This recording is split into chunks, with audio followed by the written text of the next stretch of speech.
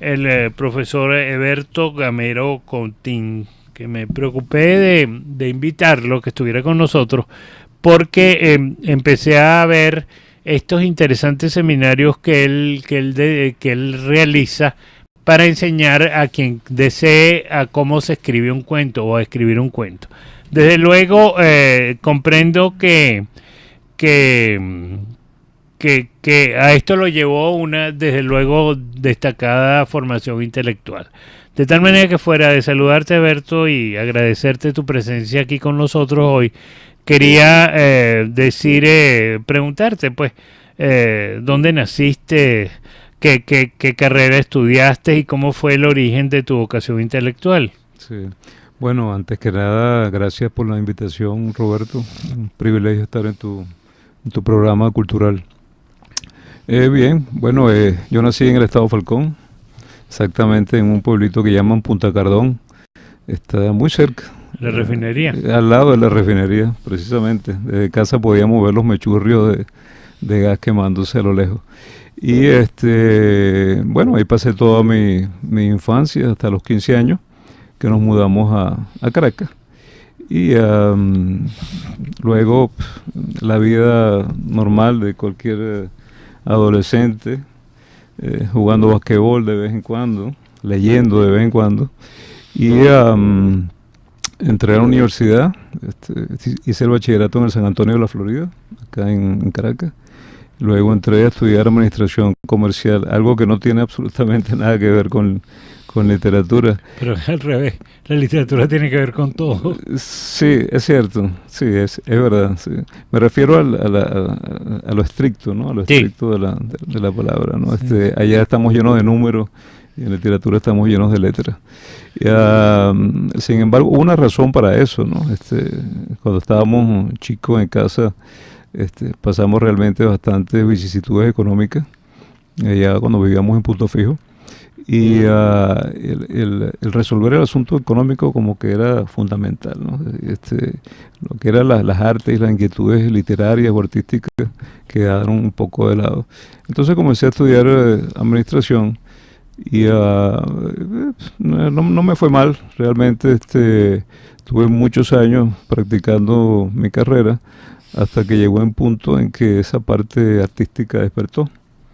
Ya estuve un tiempo en fotografía, tuve un tiempo en pintura, realmente eran como hobbies a los cuales me entregaba con bastante pasión, pero lo fui dejando, lo dejé y parecía que faltaba algo, que no llenaban todas mis expectativas, hasta que hace ya 13 años me encontré con esa bella dama que se llama literatura y me cautivó y aquí estoy. Bueno, muy bien, y además encontraste un tema. Ahora en tu formación, estas son 4 preguntas, ya hicimos la primera, sí, que yo le suelo hacer a todos los escritores que pasan por aquí, escritores de literatura, historiadores, en fin.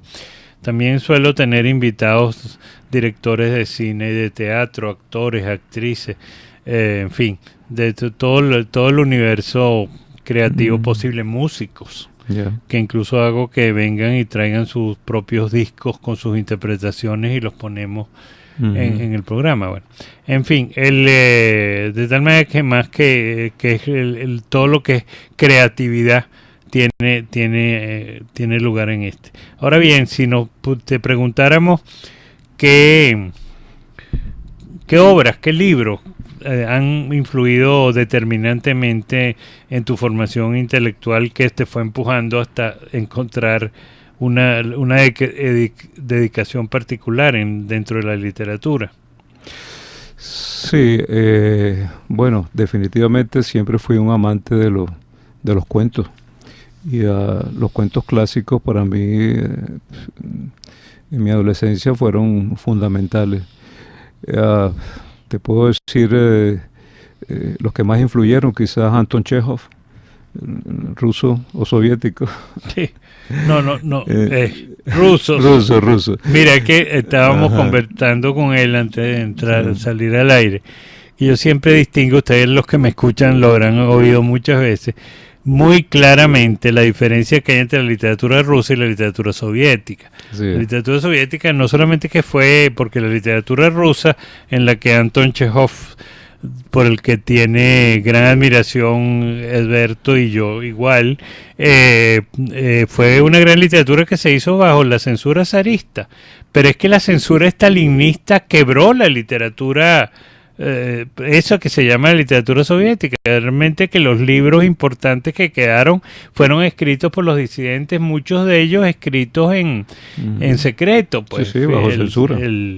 El libro El Doctor Zhivago fue sacado por un gran editor italiano, que fue y se hizo amigo de que era un escritor marxista, era un marxista militante realmente,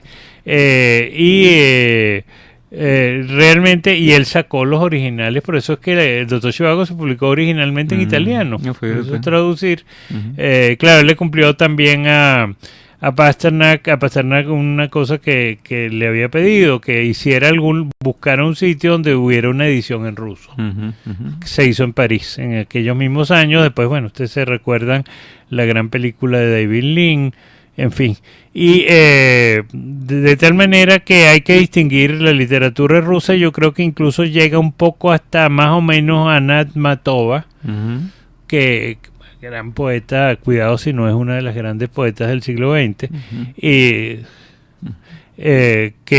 porque ahí la censura quiebra las cosas al tal punto que, por ejemplo, el régimen de Stalin a Anna Akhmatova llegó a prohibirle que escribiera. Sí, sí. Una cosa que no se le puede pedir a ningún escritor. Y entonces ella lo que hacía era esto: escribía todos los días un poema, se lo aprendía de memoria y tiraba las hojas en la chimenea para que se quemaran. Sí, tuvo la suerte de una gran memoria y muchos años después pudo transcribir. Bueno. Eso es, la censura llevaba a unos extremos muy grandes. En el caso de Chekhov se nota en sus escritos, ¿no?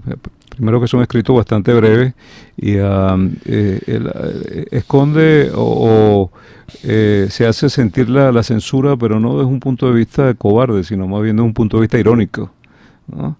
Y jocoso. Entonces, quizá era lo mucho que admiraba Tolstoy, esa tendencia a hacer algo diferente, a contar la verdad de forma diferente. ¿Cómo se conocieron, no? Creo que estaba enfermo Chekhov, y lo llegó fue a visitar a Napoleana a visitar porque ya Tolstoy tenía una gran admiración por los cuentos de Chekhov. Claro. Y le dijeron, no, él está ahí en el lago, esa posesión bellísima cerca de Moscú. Sí. Y ¿cómo se llama? Entonces, cuando él se acercó, Chekhov, desde luego Tolstoy estaba desnudo bañándose, y le dijo, bueno, venga. Entonces desnudo también. Y la primera conversación la tuvieron ahí bañándose en el lago de Yania Poliana. Que ¿cómo se llama ese? No, esas son las historias. Hay una especie de antología, dijéramos, no porque la haya, sino que en algún lugar de las obras de Tolstoy o de las biografías de Tolstoy está la lista de los que él consideró en aquellos años los mejores cuentos de Chekhov. Eran dos titanes. La lista es larga. Entre ellos está La Dama del Berrito. Sí, bueno. Muy famoso, que es un clásico ya. Sí. A mí me encanta específicamente unos cuentos muy cortos que nos dejan un poco pensativos porque se salen de lo que es las técnicas habituales del cuento, ¿no? Por ejemplo, el álbum.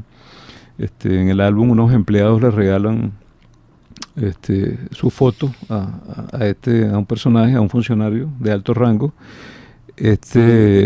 Personaje lo agradece muchísimo en un discurso, incluso hasta llora, y lleva el álbum con sus empleados a casa para que la familia lo celebre, y todos se ponen muy contentos del homenaje, y él cuenta todas las vicisitudes que en la entrega de este obsequio con gran emoción, ¿no? Luego el hijo pequeño y la niña pequeña se llevan los álbumes al cuarto, juegan con ellos, le ponen agujas en los ojos, le pintan bigotes, etcétera, etcétera, y van a su padre a enseñárselo lo que habían hecho, la gracia que habían hecho con las fotos de sus empleados. Y le dijo, qué lindo, qué bonito, anda, enséñaselos a tu mamá a ver qué te dice. y termina el cuento, ¿no? Entonces, una cosa todos increíble. Los cuentos de Chekhov que terminan como en lo que se llama un cuento abierto, Sí. libre de interpretación Libre para de el lector. interpretación, sí. Sí. Bueno, y luego Hemingway, creo que es descendiente de Chekhov, Raymond Carver, de los nuestros aquí en Venezuela. Leí con frecuencia a Uslar Pietri, me parece uno de los grandes escritores venezolanos. Salvador Garmendia también, su cuento Desnudo como una piedra, un cuento Yo le emblemático. decía a Salvador una vez que ese era su mejor cuento. Sí, creo que sí, sin Sí. duda, sin duda. Es un cuento Ujú. conmovedor. Sí. Ganó un premio en Francia, ese maravilloso. Bueno, es que Salvador fue un cuentista, fíjate tú, hoy en día, después de que tristemente nos dejó, y tú te pones a ver, escribió más cuentos que novelas.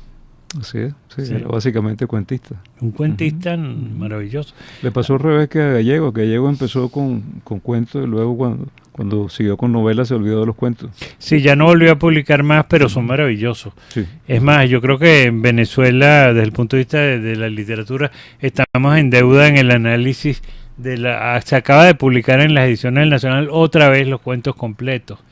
Yo los volví a leer y son realmente cuentos extraordinarios y para nada te indican que eso que se decía, que escribía cuentos porque no sabía escribir novelas. No, escribía cuentos maravillosos porque simultáneamente ya estaba trabajando en sus primeras novelas. Seguro que sí. En fin. Bueno, vamos a cortar aquí para hacer el corte y ya venimos, amigos, aquí con el profesor Alberto Gamero